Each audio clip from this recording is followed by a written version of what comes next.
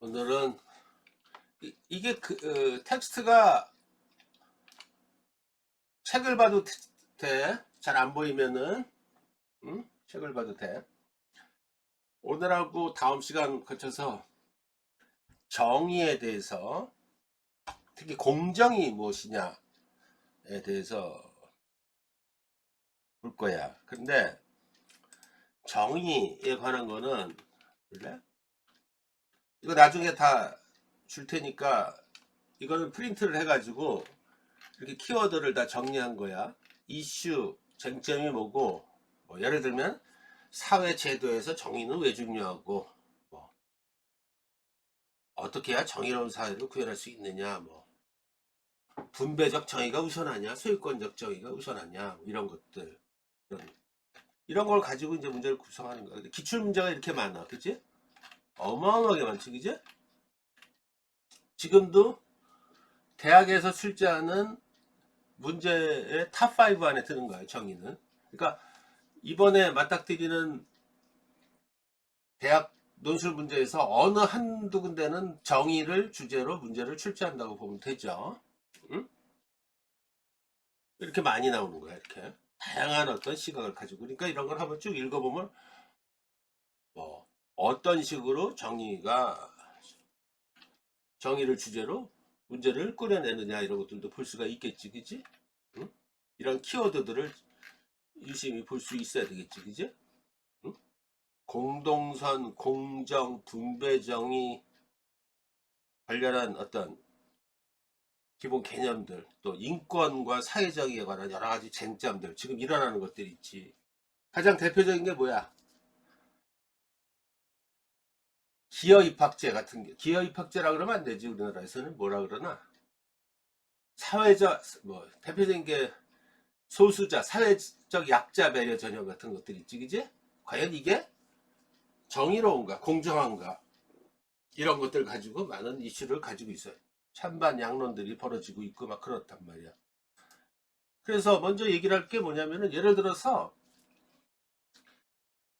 그 정의에 대한 어떤 기본적인 시각, 입장들은 시대의 흐름을 따라서 변화해 왔지, 그지? 예를 들어서 그걸 담론이라 그래. 담론이라는 걸 쉽게 말하면 동시대에 어, 퍼져 있는 이야기 주제라고 보면 되죠. 그러니까 선생님이 학교 다닐 때는 80년대에는 공정이라는 개념조차가 없었어. 공정이라는 개념조차가. 공정이라는 개념을 처음 끌어낸 그 철학자는 롤스라고, 그 유명한 미국의 정치 철학자 롤스가 그 아주 유명한 저서지, 정의론에서 공정으로서의 정의, justice as fairness, fairness에 대해서 설명하면서, 유명한 개념이지, 공정이라는 어떤 단어를 처음으로 생각한 거야. 응? 그러면은 그 정의라는 개념과 공정이라는 개념은 정의라는 개념에서 발전해서 어떤 담론을 형성한 거란 말이야. 그게 무슨, 현대 지금 와서 무슨 의미가 있는지, 뭐 이런 것들을 파악을 해야 되겠지, 그죠? 그래서 예를 들어서 선생님 학교 다닐 때는 정의를 부르짖고, 우리 때는 학생 운동을 많이 했지, 그지? 그때는 뭐야? 권력을 가진 소수에 대한 대항, 이런 개념으로 정의 개념이 많이 차출되고 응용이 됐지. 그런데 지금은 주로 경제적인 관점에서 불평등에 대한 어떤 반대 극복의 성격으로 공정이라는 개념을 많이 끄집어낸 거야. 아리스토텔레스가 위대한 거는 분배적 정의라는 개념을 처음으로 끌어낸 거야. 그것도 기원전 5세기, 4세기 그 무렵에. 대단한 거지, 그지? 그걸 계속해서 발전해 시켜온 거예요. 예를 들면은. 그래서 한 예를 들면은, 오늘날 공정의 개념으로 한 예를 들어. 다양한, 앞으로 보면은 시험 논술에서 어떤 식으로 출제되냐면은, 무엇이 정의롭냐, 그런 문제를 놓고선 지금 여러 가지 사회에서 어떤 문제가 되는 거나 어떤 쟁점, 이런 걸 가지고 공정의 개념을 가지고 비춰서 이제 파악을 한단 말이야. 예를 들어서 많은 것들이 있을 수 있지. 예를 들어서 어 뭐야 요즘은 다문화 사회고 외국인 이주 노동자들도 많고 그럼 그 소수자들을 우대하는 것들은 과연 정의롭냐? 어느 시각에서 보면 정의롭다고 공정하다고 그러는데 어느 시각에서 보면은 또 어떤 특정 계층들에게는 그게 되게 또 불평등한 거로 보기도 이런 거지. 한 예를 들어줄게. 아주 유명한 판례야. 미국의 판례. 아주 유명한 판례야. 미국의 유명 대학에서 미국은 그 사회적 약자 배려 전형이 굉장히 발달되어 있는 나라야. 소수자 또는 흑인 또는 뭐 그런 계층들의 좀 사회적으로 열악한 환경에 있는 그 학생들한테도 어떤 특전을 주고 뭐 이런 것들이 있지, 그치? 과연 이게 공정하냐, 정의롭냐, 이거 갖고 계속 충돌이 일어나고 있죠. 그 중에 하나의 유명한 판례가 있어요. 굉장히 유명한 판례야. 우리는 보통 그 사회적 약자라는 개념을 먼저 파악을 하면은 사회적 약자라는 개념은 수적인, 양적인 개념이 아니야. 응? 상대적으로 숫자가 적다고 해서, 물론 적으면 약자지만은 반드시 그런 건 아니란 말이야. 어떤 질적인 거, 또는 어떤 상황적인 거, 이런 것 논리가 많이 적용하는 거야. 예를 들어서 백인에 비해서 흑인은 사회적인 약자야. 남성에 비해서 여성은 사회적 약자고, 그지? 어른에 비해서 어린아이는 사회적 약자고, 이런 개념들이야. 사회적 약자라는 개념은. 그런데 그럼 사회적 약자 배려 전형이 있는데 미국에 어떤 거냐면은, 어떤 사건이 있었냐면은, 우리는 보통 보면은 백인이 흑인보다 좀 더 경제적으로 윤택하고 공부도 잘할 것이고 뭐 이런 통념을 가지고 있잖아. 그런데 그 사건은 어떤 일이 있었냐면은 백인의 여학생과 흑인의 여학생이 있었어요. 그 백인의 여학생은 아주 가난한 집에서 고학을 하면서 알바를 뛰면서 열심히 공부한 애야. 그래서 성적도 되게 좋았어. 한편 흑인은 비교적 부유한 가정에서 자란 애야. 그 백인의 여학생보다 성적이 상대적으로 나빴어. 그런데 그 미국의 유명 대학에서는 그 백인 여학생을 떨어뜨리고 흑인 여학생을 합격시켰어. 이에 그 백인 여학생이 불만을 가지고 소송을 제기했어. 결과는 어떻게 됐냐? 원고 패소 판결을 내린 거지. 대학에 그 손을 들어준 거야. 거기까지만 놓고 보면은 굉장히 불합리한 거잖아, 그죠?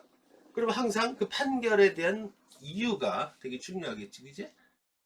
그 근거를 들은 게 사회적 약자 배려 전형에 대한 본질에 대해서 얘기를 한 거야. 사회적 약자 배려 전형. 요번에 그 사건에 대해서는 백인들이 흑인에게 가했던 그동안의 어떤 행위, 그런 거에 대한 어떤 보상이라 그러면 좀 그렇고, 그지? 그런 차원에서 약자 배려 전형을 한 거기 때문에 정당하다, 이렇게 본 거야. 무슨 말을 하려고 그래? 우리가 갖고 있는 어떤 통념을 가지고 이렇게 바라보면 안 되는 거야. 그래서 응? 어떤 사회적인 맥락, 상황, 조건, 이런 것들도 다 파악해야 되고, 앞으로 또 한참 시간이 지나면 또 어떻게 또 바뀔지도 모르겠지, 그지? 항상 그래서 법의 어떤 기초 위에 어떤 상황, 이런 것들도 다 반영을 하고 그러는 거야. 그죠? 그래서 정의가 뭐냐? 일단 기본적인 거는 항상 어떤 거를 공부할 때 항상 사전적 정의를 내린 부분을 잘 따라 생각해 보는 연습을 하는 게 좋겠고, 두 번째는 선생님 글을 읽어준다 그랬어. 읽어주고 설명을 해주고 이랬을 때 텍스트를 여러분이 따라오면서 생각을 집약을 해야 돼. 봐봐.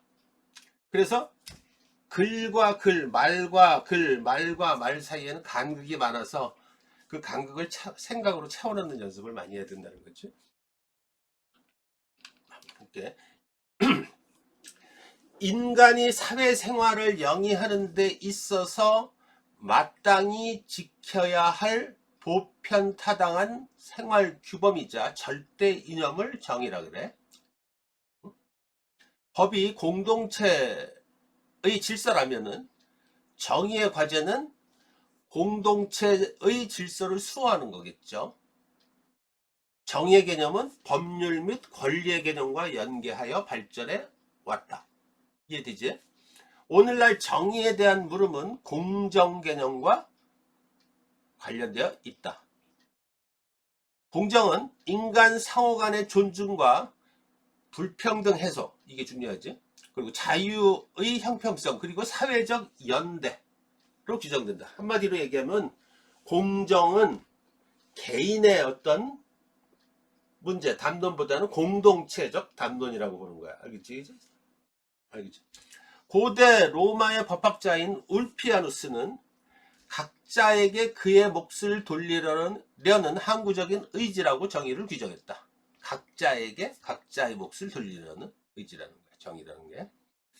정의에 관한 철학자들의 생각을 종합할 때 정의로운 사회란 곧 그 구성원들이 자기 역할과 의무를 다한 후에 마땅히 받아야 할 몫을 온전히 받는 사회를 말하는 거다.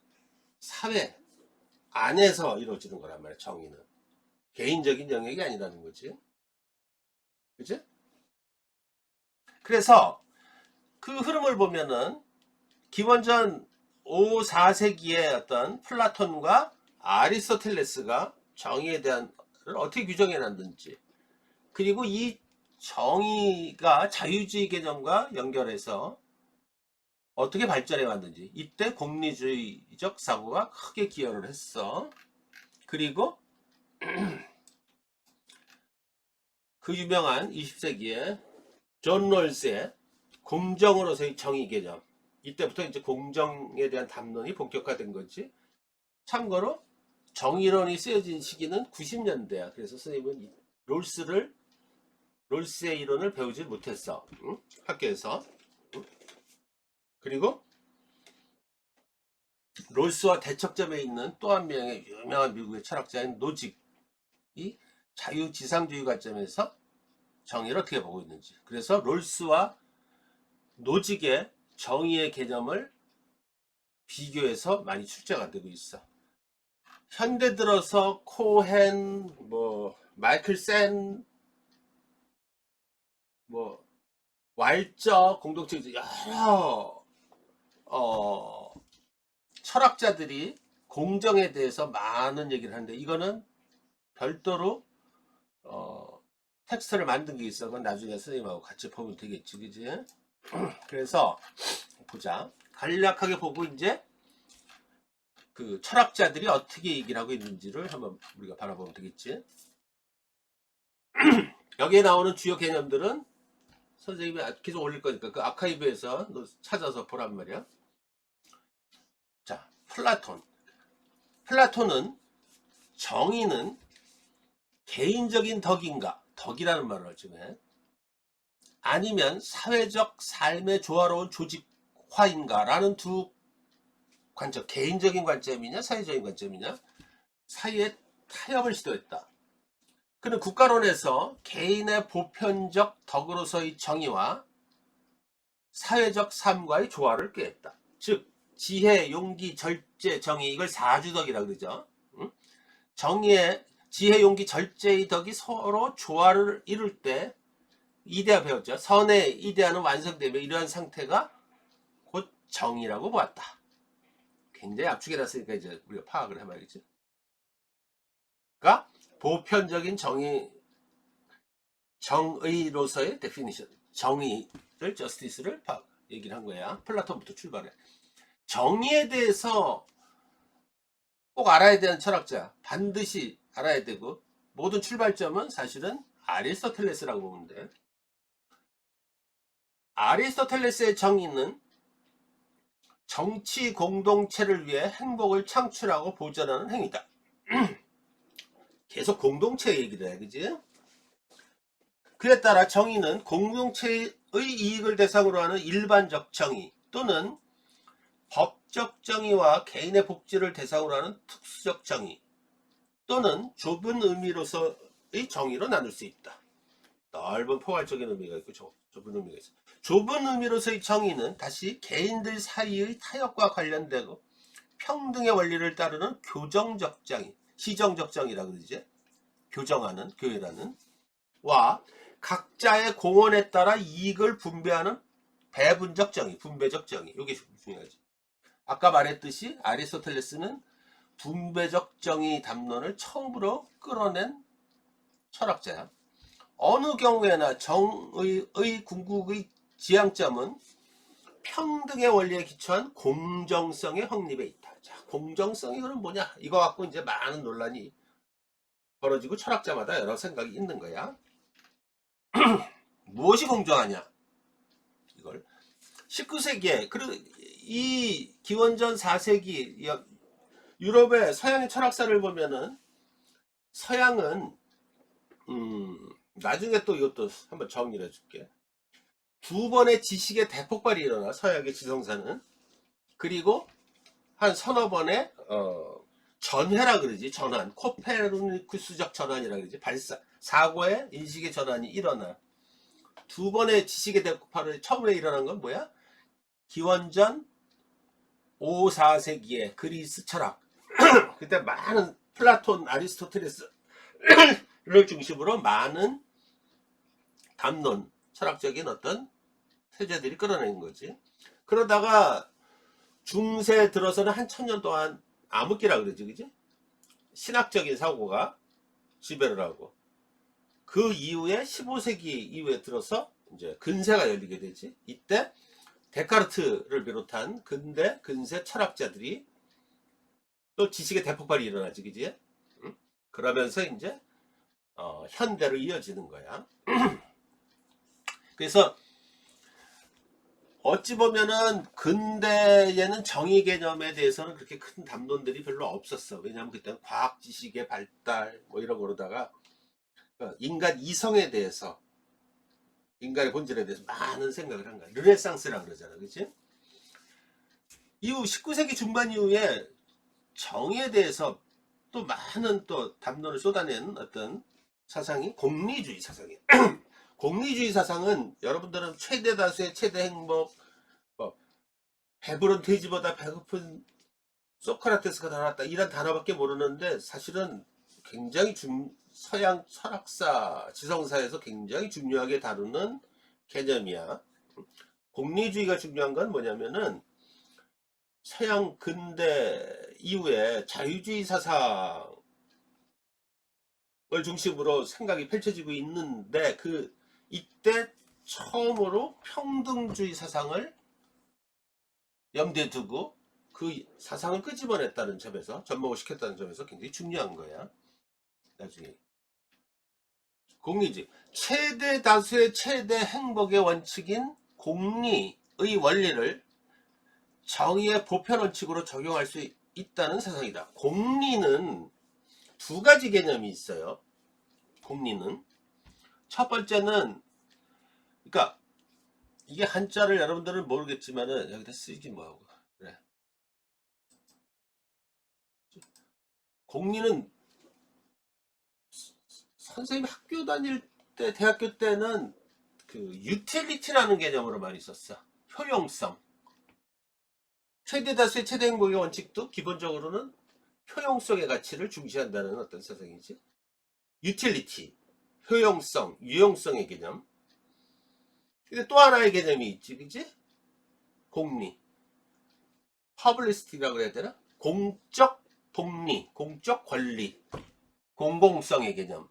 이것도 중요한 거야. 그러니까 이게 유틸리티, 유용성과 공적 권리, 공적인 내용하고 좀 서로 양립할 수도 있고 그렇지 않을 수도 있고, 되게 그래서 공리주의 사상이 되게 오독을 하거나 되게 복잡하게 엮여지는 경우가 되게 많아. 또는 어떤 편중돼서 하는 경우도 많단 말이야.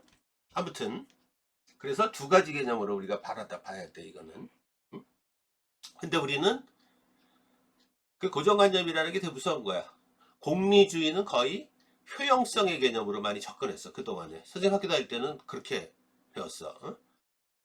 근데 공적인 권리, 공공성에 대한 부분 이게 되게 중요한 거야. 응? 그래서 공리주의는 쉽게 얘기하면은 사회적 효용을 되게 중시하는 거야. 한 사람의 가치보다 다수의 가치, 다수의 이익이 더 중요하다고 보는 거야. 이건 아까 얘기했듯이 현대 사회에서 굉장히 중요하게 다루는 부분이잖아. 그죠? 그런데 이 공리주의가 왜 그동안에 평가절하가 됐느냐? 그 치명적인 결함이 뭐야? 다수의 이익을 위해 어쩔 수 없이 소수의 희생이 따를 수 있다는 거. 이걸 묵인할 수 있다는, 방임할 수 있다는 어떤 것에까지 이르게 되니까 되게 치명적인 문제가 되는 거야. 그지? 다수의 이익을 위해서 소수의, 우리 그런 말 많이 하잖아. 소수는 좀 참을 수도 있어야 되고 뭐 이런 것들. 사실 그러면 안 되는 거잖아. 그지? 소수의 이익도 중요하잖아. 그래서 굉장히 많은 논란이 일어나고 있는 거야. 어쨌거나 공리주의는 자유주의 사상과 함께 발달하면서 그 서양 지성사회에서 굉장히 중요한 역할을 하고 있어. 참고로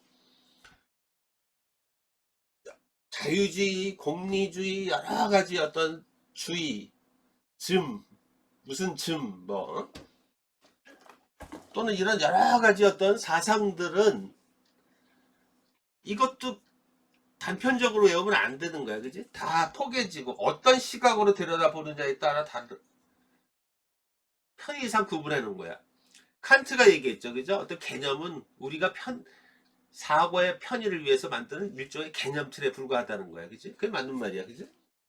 근데 그거를 마치 고정적이고 확정적인 거로 이렇게 판단하면 안 되는 거지. 그러니까 서양의 근대에서 가장 중요한 사상은 뭐냐면은 자유주의 사상이야. 자유주의 사상은 첫 번째는 그 정치적인 것과 연결이 되지, 그지? 정치적인. 그때 자유가 열리는 시대잖아. 그죠? 근대로 가면서. 정치적인 속박에서 벗어나는 자유. 우리 적극적 자유, 소극적 자유 이런 거 막 이사야 벌리 이런 것들 배우고 막 그랬잖아. 두 번째는 경제적인 부분이야. 현대까지 문제가 되는 거, 그지? 응? 그래서 이 자유주의 개념은 서양의 경제사와 더불어서 뭐 애담 스미스를 비롯한 여러 가지 크게 확장되고 발전한 사상이라고 볼 수 있는 거야. 그래서 예를 들어서 이런 거지. 자유주의 사상의 지평을 쭉 놓고 보면은 어떤 담론들이 대립을 하지? 그걸 가지고 어느 무게를 갖고 있느냐야. 개인의 자유를 아까 이건 머릿속에 꼭 집어넣어야 돼. 개인과 사회관계 우리 사회책에서 개인의 자유를 더 우선시할 것이냐 보다 무게를 줄 것이냐 아니면 사회적인 어떤 평등의 개념 자유의 개념과 개인 사회적인 평등의 개념을 좀 더 무게를 스트레스를 줄 것이냐에 따라서 여러 가지 사상이 분파가 이루어져. 그래서 개인의 자유에 무게를 두는 아주 극단에 있는 사상이 뭐냐면 자유지상주의, 로버트 노지기. 어떤 경우에도 개인의 자유는 침해될 수는 없다. 특별한 경우를 제외하고는 이런 어떤 개인의 자유를 아주 극단적으로 중요시하는 사상이 있어. 더 넓게 가면 뭐 자유방임주의도 있지만은 무정부주의 뭐 이런 것도 아나키즘 같은 것들도 있지만 그리고 점점 평등의 가치를 현대 와서 점점 중요하게 되면서 발전하죠. 그죠? 그래서 공리주의가 아까도 얘기했듯이 자유주의 사상에서 평등의 가치를 처음으로 문제시하고 도마에 올리고 이끌어내는 어떤 사상이라고 볼 수 있지. 자유주의 그리고 롤스의 공정으로서의 정의 이것도 자유주의 사상의 토대를 두는 거야. 극단에 있을 때 평등주의 사상이 있지. 그 사이에 공동체주의, 공동체적 가치를 중시하는 사상. 자, 그럼 뭐야? 자유지상주의, 자유주의, 공리주의, 공동체주의, 평등주의, 롤스의 정의, 이것들은 뭐야? 다 자유주의 사상의 기반을 터잡고 있으면서 개인의 자유를 좀 더 중시할 것이냐, 무게를 둘 것이냐, 아니면은 공동체적 가치 이익을 더 중시할 것이냐에 따라서 이렇게 쭉 구분되는 거야. 이게 되게 중요한 게 뭐냐면, 여러분들은 어떻게 돼? 자유주의, 자유지상주의, 평등주의, 공동체주의 다 다른 사상으로 보는 거야. 어떤 시각에서 관통해서 보느냐가 되게 중요하다 그랬지. 그래서 사상은 시줄과 날줄의 어떤 관계성이라고 보면 돼. 역사하고 똑같아. 응? 그렇게 봐야 돼. 이거를 일전에 선생님이 어떤 학생이 논술 문제를 푸는데, 선생님, 그 학생이 그러는 거야. 고등학생이었어. 나 이거 알아요. 그러는 거야. 그래? 그러니까 자유주의에서 들어본 거야. 근데 문제가 뭐냐면, 하나는 자유주의 사상, 자유지상주의 사상을 담은 지문이었고, 하나는 공동체주의 사상을 담은 지문이었어. 이걸 비교하라는 거야. 그럼 비교의 접점이, 공통점은 뭐냐 이거야. 그치? 공통점 뭐야? 이현. 어? 자유요? 자유주의 사상에 터잡고 있다는 거지. 그치? 네. 차이점은 뭐야? 그 공동체 혹은 개인, 개인의 자유를 더 중시하는 입장과 네. 공동체적 가치. 그럼 끝난 거야. 그치? 근데 그거를 못 보고 있는 거야. 따로따로 보고 있는 거야. 많아, 이런 학생들. 그러니까 그걸 찾아내라는 거야. 근데 그 학생은 이해를 못 하는 거야. 어떻게 공동체주의가 개인의 자유를 자유주의 사상에 터잡고 있냐. 공동체주의는 공동체주의고 자유주의는 자유주의지. 이게 문제인 거야. 무슨 말인지 이해되죠? 어? 이게 중요한 얘기를 지금 하고 있는 거지. 응? 그 얘기를 하는 거야. 대충은 이해되지? 공정원이. 이해되지? 왜 말을 안 해, 임마. 네네. 공리주의자 밀에 따르면 존 스튜어트 밀. 이 존 스튜어트 밀은 대단한 사람이야. 천재야, 천재. 응? 이게 역사적으로 천재라고 불리는 사람들이 그렇게 많진 않은데, 이 사람은 수학자이면서 철학자이면서 논리학자야. 그러니까 옛날에는 온갖 거를 다 같이 배우지, 그지? 수학자가 과학이면서 과학자이면서 철학자고, 옛날에 뭐 다 융합된 어떤 식이니까. 존 스튜어트 밀의 자유론이라는 책이 있어요, 그죠? 굉장히 아주 정말 그 내용을 보면 글을 너무너무 잘 쓰는 사람이야. 그래서 내가 학생들한테 글 공부를 하려는데 좀 필독서 하나를 소개해 주세요. 그러면 첫 번째로 꼽아서 제시하는 게 미래 자유론이야. 어? 그만큼 두껍지도 않아. 어? 대단한 책이야. 그러니까 철저하게 논리적이야. 어? 글이. 아무튼 대단한 분이야. 밀에 따르면 정의는 공리의 원리에 의해 설명될 수 있다. 정의로운 행위나 제도는 최대 다수에게 최대 행복을 가져다 주며, 이때의 개념은 유틸리티의 효용성의 개념이라고 그랬어. 결국 옳음과 그름, 정의로움과 정의롭지 않음을 구별하는 기준은 사람들이 실제 소망하는 것, 즉 행복뿐이다. 이 행복을 참 아리스토텔레스도 그렇고, 행복을 인간의 궁극의 목적이라고 부르는 사람들이, 철학자들이 되게 많았어. 그럼 행복에 대해서 다양한 정의가 내려지겠지. 그래서 시험에 또 많이 나와. 다시 말해, 공리주의에서 행복의 기준은 개인의 최대 행복이 아니라 공동 전체의 최대 행복의 합이다. 하지만 이러한 공리주의 관점을 따를 경우 개인은, 이게 문제이지, 다른 사람이나 전체의 선, 즉 공동선을 위해 자신의 행복을 포기할 것을 강요당할 수 있다. 다수를 위해 소수의 희생이 불가피하다고 보는 입장. 이게 공리주의의 치명적인 문제점, 약점이라고 했죠. 어찌됐거나 공리주의는 자유주의 사상에서 평등의 개념을 최초로 문제시 끌어낸 어떤 사상이야. 20세기에 들어서 공정으로서의 정의, 롤스, 90년대부터 본격적으로 그 공정의 담론이 정치 철학에서 가장 큰 화두를 형성한 거야. 이때부터 이 정치 철학의 어떤 주류는 미국으로 다 넘어가게 됐지. 롤스, 이 중요한 역할을 하는 사람들이 롤스와 노직이야. 공정으로서의 정의 개념은 지문으로서 넘버원으로 제일 많이 나왔을 거야, 그지? 롤스의 정의론은. 그러니까 롤스의 정의론의 핵심 개념은 나중에 보여주겠지만 꼭 이해하고 있어야 돼. 제일 가장 많이 나온 어떤 지문이야.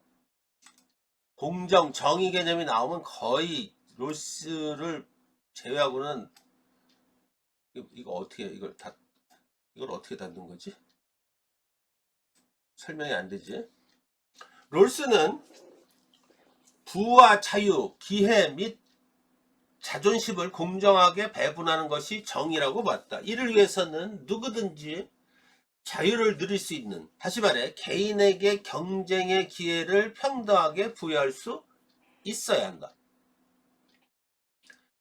그 토대 위에서 결과로서의 불평등은 어쩔 수 없으나 사회 속에서 가장 불우한 사람들의 생활은 개선되도록 배려해야 한다는 원리가 지켜지는 공정한 정의라면 사회 구성원들은 그러한 원칙에 합의할 수 있을 것이다. 사회적 약자 배려를 끌어낸 사람이야. 응? 최소 수혜자라는 개념이 나오고 굉장히 중요한 개념이라서 꼭 알고 있어야 돼. 글쎄 나중에 설명을 해. 그래서 롤스를 일컬어서 평등적 자유주의자라 그래. 그렇지? 노직은 자유지상주의자라 그래. 노직은 철저히 자유주의 관점에서 정의를 말했다. 개인은 각자가 지닌 힘에 의해 전적으로 배타적인 통제권과 사용권을 가진다. 따라서 국가는 어느 한 개인이 다른 이들을 돕도록 강요할 수 없다. 심지어는 노직은 어떻게까지 얘기를 했냐면은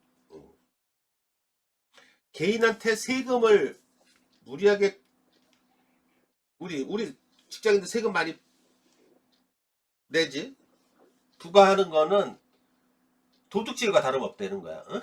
그 정도로 합법적인 도둑질과 다름없다고 아주 시니컬하게 얘기한 사람이야. 굉장한 멋쟁이야.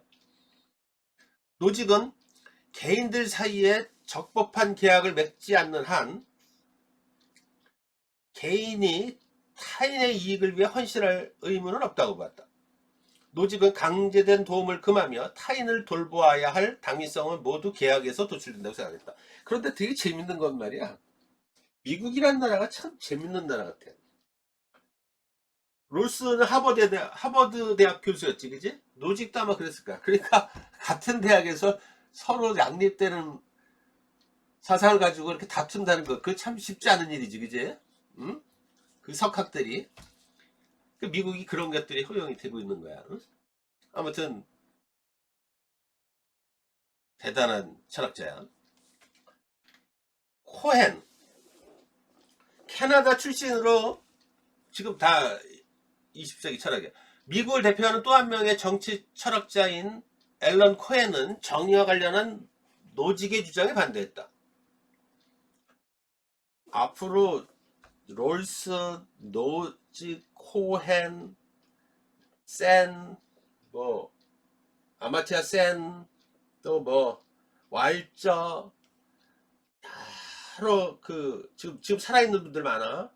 그분들의 공정으로서의 정의관, 공정관에 대해서 어디 써놓은 거 있어. 그걸 보여줄 거야. 거기서 시험 제일 많이 나와. 차이점들을 보고 그거와 현재 우리 사회에서 이슈가 되는 것들이 있지, 그치? 응? 기여입학제, 여러 가지들이 있어. 응? 그런 것들을 견주어서 생각을 하는 연습을 해야 돼. 시험에 꼭 나와. 마르크스주의 이론가인 코헨은, 마르크스주의는 뭐니? 응? 기본적으로 평등주의를 주장하는 거지, 그제? 마르크스주의는 기본적으로. 그러니까 어떤 사람인지 대충 이해가 되겠지, 그지? 어? 공동체 구성원들이 서로를 돌봐야 하는 이유는 어떤 계약에서 도출되는 것이 아니라 우리가 그렇게 할 수 있고 또 마땅히 그렇게 해야만 하는 것이기 때문에 이거를 당위성이라고 그러지. 당위적인 거라는 거야. 응? 계약이기 때문에 그런 게 아니라 마땅히 해야 된다는 거야. 의무론적으로 하는 것이라고 했다. 코에는 노직이 상정한 적법한 계약에 근거한 상호 호혜성을 현금 보상의 기초 위에서 작동하는 활동이자 타인을 바라보는 끔찍한 방식이라고 비판했단 말이야. 그러니까 아주 좀 신직한